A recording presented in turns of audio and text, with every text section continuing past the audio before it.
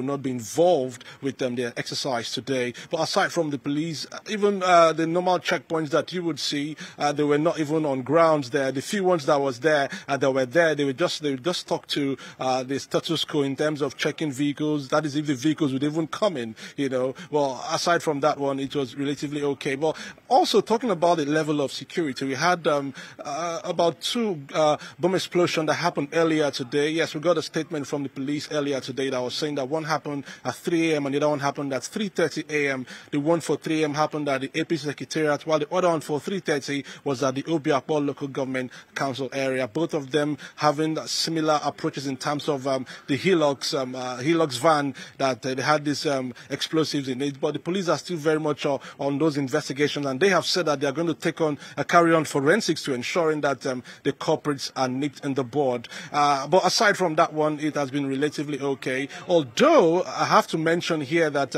some of the political parties, they were not really on the same level in terms of the commitment put through by RESEC, that happens to be the electoral umpire. While some were giving them thumbs up, others were saying no, it was not it's not as good as it would have been. Let's not forget that both the PDP and the APC took a backseat from this particular one. But I must say that not all of them. There was a faction of the APC I saw, when I was going through, when I saw the party agent, and I asked, what are you doing here? They said it's APC. So I remember that, yes, they had a faction that was actually in support of it, not the one that was saying that they shouldn't hold. So, yes, it happened, and that happened in one of the polling units at Rukboku in Port Harcourt. So it really, really had an interesting bearing coming through from Mbiama, that was outskirts of a town of River State, coming through to the capital in Port Harcourt.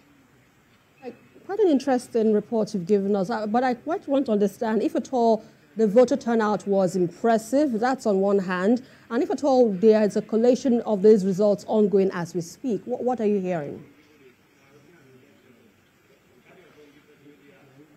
I'm about 2 kilometers away from the RESEC Collation Center, and I must tell you that nothing is happening there. I've been there twice already today, and also afterwards the election, afterwards the sorting was done, I also went to the one that is nearby at Rukboku, the Civic Center, where those materials were moved. I even have visuals of some of the materials that was moved from other polling units to other places, and unfortunately I can't tell you where those materials were taken to. Hopefully, it's the bottom line, I must say, Esther, is that if you go to the RESEC, the state electoral umpire right now, as we speak, the location, you find a lot of armored vehicles there and police presence heavily there. But we are not seeing materials coming in or going out before coming to you now on the program. But aside from that one, we also had a situation whereby people actually, they monitored. But like I said earlier on, they were expecting them to have a large number, but because of the build-up to the election, we actually saw that number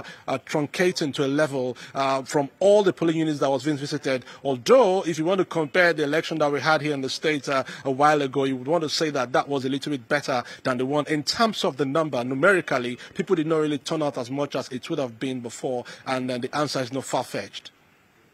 All right, so let's leave it at that. Thank you so much, our correspondent live for us from River State, Joseph Kunde. We appreciate the updates there. Still talking